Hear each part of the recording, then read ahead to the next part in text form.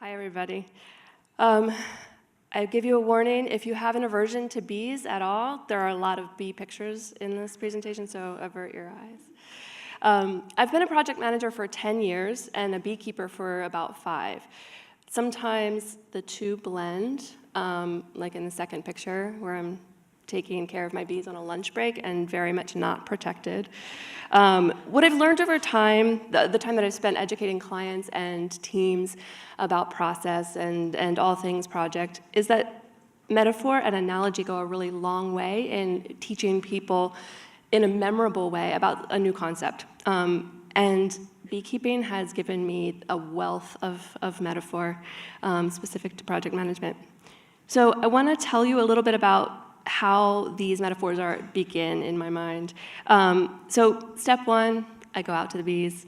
Step 2, I observe a new or beautiful behavior that I've never seen before, and I'm a crier, so I start crying. Sometimes these are the types of things that I see that make me cry and really spawn these analogies in my head. When they're making perfect patterns of brood and food for them. When they're chaining to create a really efficient method for building out their comb. The next steps, start crying, can't wipe my tears, because helmet. Think deep thoughts, speak out loud to my bees, and get weird looks from everybody passing by. As a digital project manager, for the sake of this analogy, I'm going to tell you a little bit about what I'll be comparing. So as a digital project manager, you are the observant beekeeper. You are not the queen. You have a lot of control, both as beekeeper and project manager, over some elements, and 0 control over a lot of other elements. You learn a lot about everything you possibly can about all aspects of the hive, about roles, needs, optimal conditions, options for setup. You learn to read signs, symptoms, and identify possible causes for problems. You know the end goal and a pretty good way to get there. And at the end of the day, weather, nectar flow, pesticides, all of these things are fairly out of your control. But what you need to do is lay a foundational framework to prepare your team for these moments, or your hive for these moments. Your team is the colony with a lot of ego. Bees don't have ego, so this is the one big difference where this metaphor breaks down a bit, but I'll get back to that. So your bees, or your team, have distinct roles, just like bees. They rely on each other to complete a full project. They operate within a basic set of needs, of knowns, budget, timeline, brand. However, unlike a hive, they are not solely supporting hive health. They are intelligent and full of ego, driven by more than just biology. Your project is the queen. You are not the queen. And your loyalty is to the queen. Megan mentioned this a little bit, that you serve the project's needs, not one or the other, not the team, not your client necessarily, but the project. Not that queen, that queen. So beekeeper, bees, they all serve the optimal hive health, with the queen's health ultimately determining the general health of everything else. If hive health is off, or the queen doesn't seem to be working out well, laying enough, the queen changes, the colony changes tactics. They leave, they prepare new queens, they take over, they kill the old queen. The queen bee might be the most well-known, but she is in fact not actively driving any of the decision-making. So, if you have little control over external elements of your project, your team is driven by ego and not some purist bee biology, and you're always looking to reinforce project requirements, what can you possibly do to guide your team in making good decisions very quickly? You can build a group that is smarter than the smartest individuals in the group.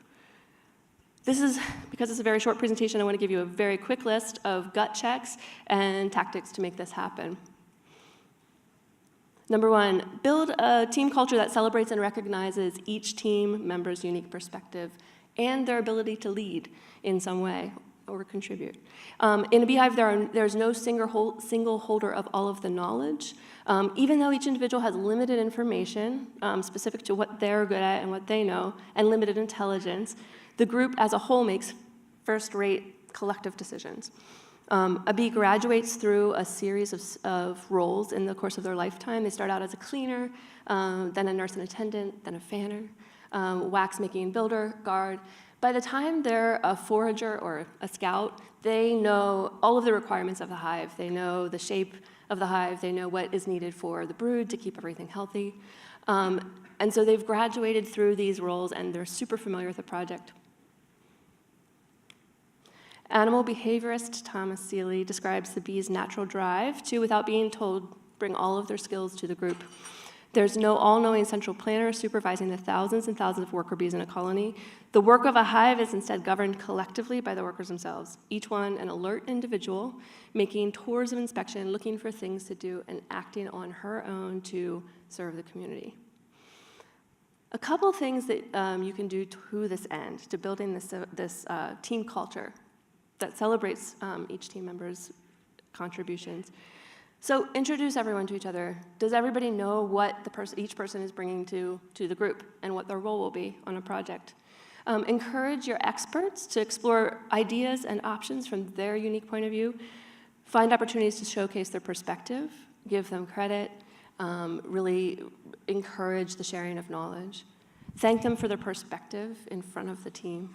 Make your team a safe place to debate, share ideas, dissent, explore, and know how to make a final decision. So when a beehive swarms, they leave a hive to find a better new home. So if their conditions aren't right and they need to get a bigger space, for example, they will swarm. And you see this in the newspaper sometimes, swarms stuck on trees and buildings. They're actually really placid at this point. They are solely focused on finding a new space. Scouts from the beehive will go out and gather information about possible new locations, following a really strict set of criteria. They'll come back and they'll report to each other. And the more enthusiastic the report, the more bees will pay attention, and they garner votes, essentially, visits to their new location.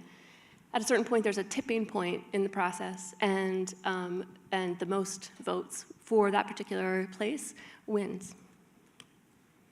A lot of study has gone into exactly how decisions are weighed, how they petition for their locations, and ultimately how the decision is made. What we do know is that they don't deal with ego.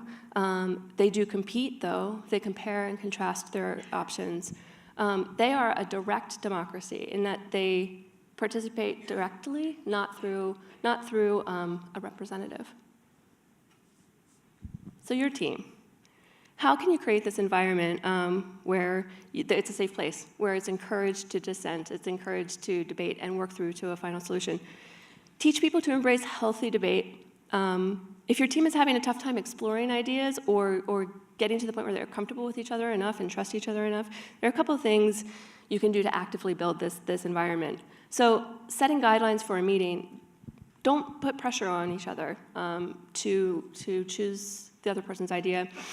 Check yourself for self-censorship. This is a big one in teams. If there's a powerful voice in the room, a lot of people will tend to censor what they're saying. Evaluate your team for groupthink, too. Is everybody agreeing just because they're agreeing, or are there really still good ideas on the table that have been left to the side? Encourage questions. Give everyone an opportunity to ask for clarification and give logic and background on their idea. Encourage questioning. Assign a devil's advocate to your team to call out concerns or play a stakeholder role. Create an anonymous channel for feedback and comments. If it really is at that point where people are still not yet comfortable, having an anonymous channel can sometimes help. Use ranking or rating techniques to make more measured decisions. So come up with a framework where everybody knows what goes into a decision. And finally, make sure everyone knows how the final decision will be made. Is this a unanimous thing? Is there a voice in the room that will make the final decision? Is this majority rules? And celebrate, really expect flexibility. Everybody should have the flexibility to make the right decision for the project, not for themselves, not for their portfolio or for another team member, but for the good of the project. Lastly, visit and revisit the boundaries that you have set on a project, and then celebrate pushing those boundaries around. When scouts go out to look for food, foragers go out to look for food, a certain number of bees that are recruited to a particular flower patch that somebody's identified as viable will get lost along the way, and that's okay. That actually ends up, it's almost intentional in that there's no kind of gathering them back up and taking them all to the right place. A lot of the times, this is nature's way of finding a better source or an alternative source, an alternative idea for the bees and the hive health. How do you apply this to your team? Review your requirements regularly with your team, but then celebrate exploration within those boundaries.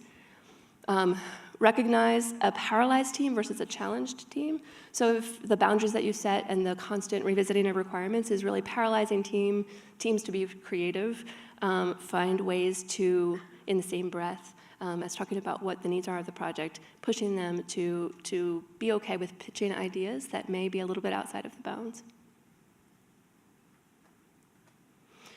So, I think I'm probably at time.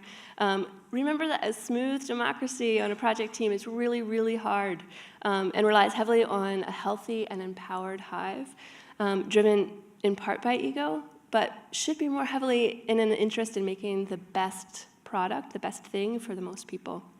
And as our friend Thomas Seeley, who we heard from before, says very poetically, these little six-legged beauties have something to teach us about building smoothly functioning groups, especially ones capable of exploiting fully the power of democratic decision-making. Thank you.